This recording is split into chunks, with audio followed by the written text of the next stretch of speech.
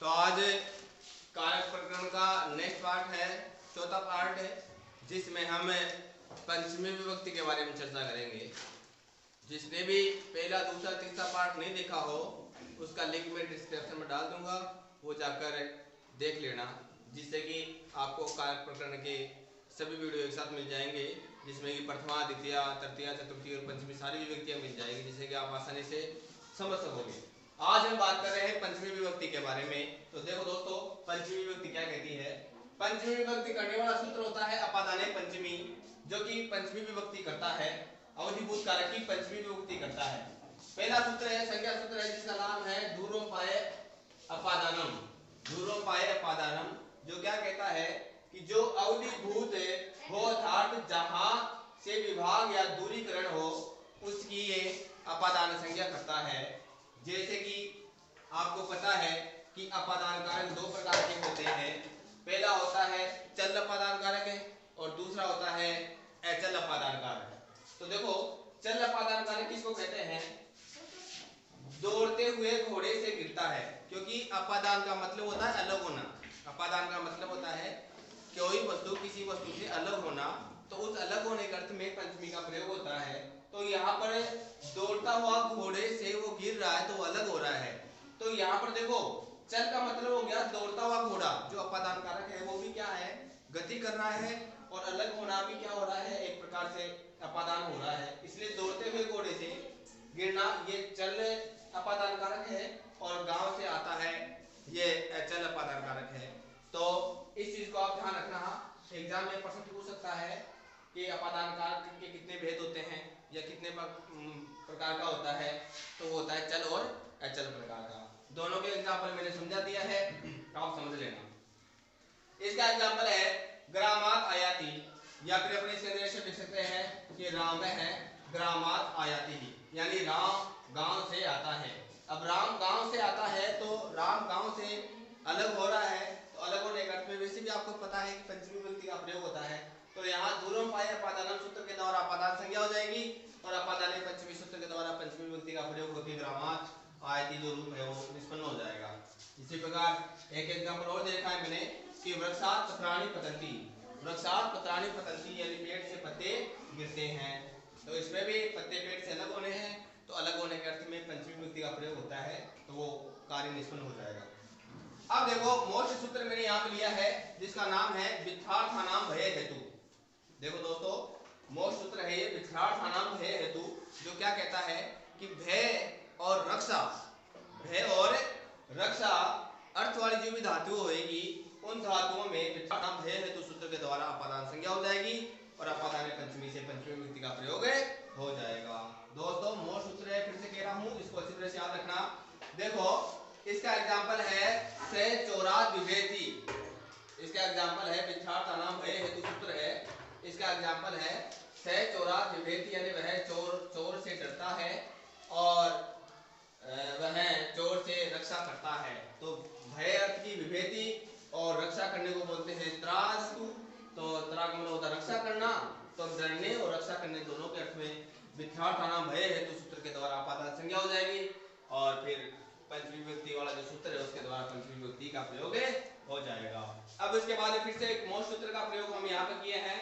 देखो, जुगुप्सा विराम प्रमादार्थानाम उपसंख्यानम, सूत्र का नाम है जुगुप्सा विराम प्रमादार्थानाम उपसंख्यानम। जैसे कि लिखा हुआ है कि जुगुप्सा विराम और प्रमाद अर्थ वाली धातुओं का प्रयोग होने पर इस सूत्र के द्वारा अपादान संज्ञा हो जाएगी, अपादान पंचमी के द्वारा पंचमी विभक्ति का प्रयोग हो जाएगा।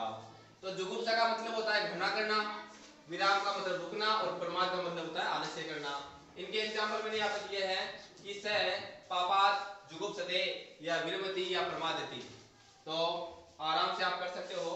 जिस अर्थ वाली धातु होती है, जुगुप्सा का मतलब घृणा अर्थ वाली धातु आ जाएगी, तो उसमें पंचमी का हो जाएगा, और विराम अर्थ वाली धातु आ जाएगी जैसे कि विरमति, तो उसमें भी इसके अर्थ में जिससे हम घृणा करेंगे या जिस अर्थ में हम विराम या प्रमाद आने से करेंगे, उन शब्दों के अंदर क्या होती जाएगी, पंचमी विभक्ति का प्रयोग होता जाएगा। इस सूत्र के द्वारा अपादान संज्ञा हो जाएगी, और अपादान पंचमी के द्वारा पंचमी विभक्ति का प्रयोग हो जाएगा।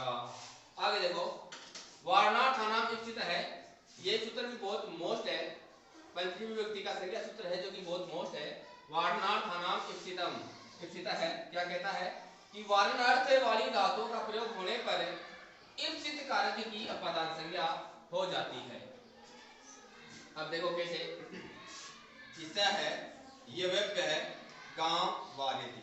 अब यहाँ पर कर्ता का सबसे इप्सित है, देखो ये है कि वह जो के खेत से गाय को हटाता है, वह जो के खेत से गाय को हटाता है। तो यहाँ पर इप्सित कारक कर्ता का इप्सित क्या है, जो का खेत है, यह व्यक्ति यानी जो के खेत से वो गाय को अलग कर रहा है, तो कर्ता के लिए सबसे ज्यादा अच्छी चीज क्या है, जो, न कि गाय। तो इसमें क्या हुआ कि जो कर्ता का सबसे इच्छित होगा, यानी कर्ता जिसको सबसे ज्यादा पसंद करेगा, उस कारक में क्या हो जाएगी, इस सूत्र के द्वारा अपादान संज्ञा हो जाएगी और अपादान पंचमी के द्वारा पंचमी विभक्ति का प्रयोग हो जाएगा।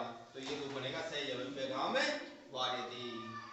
अब एक और मोस्ट सूत्र के साथ हम यहाँ पे फिर आए हैं, देखो ध्यान से, ये सूत्र भी बहुत मोस्ट है।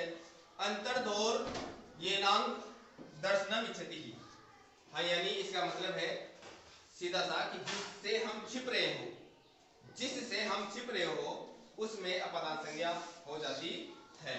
जैसे कि कृष्ण है मातु निर्यते, अब यहाँ पर कृष्ण जो है वो माँ से छुप रहा है, तो जिससे हम छुपेंगे, मैंने कहा ना जिससे हम छुपेंगे उसमें पंचमी विभक्ति का प्रयोग हो जाएगा। तो यहाँ पर कृष्ण किससे छुप रहा है, माँ से छुप रहा है, तो माँ के अर्थ में माँ में कौन सी विभक्ति का प्रयोग हो जाएगा, पंचमी विभक्ति का प्रयोग हो जाएगा।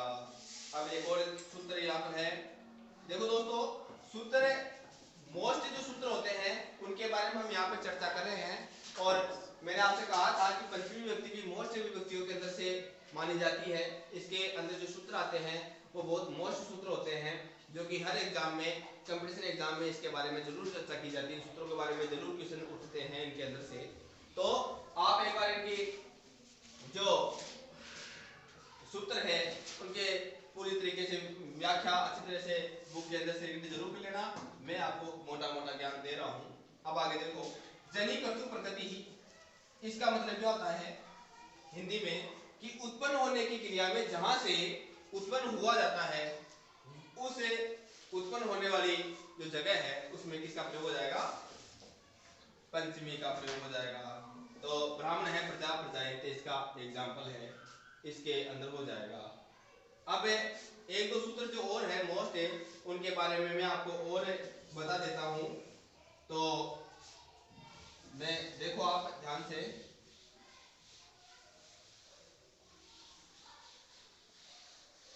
एक दो एग्जाम्पल और मैं आपको बता देता हूं।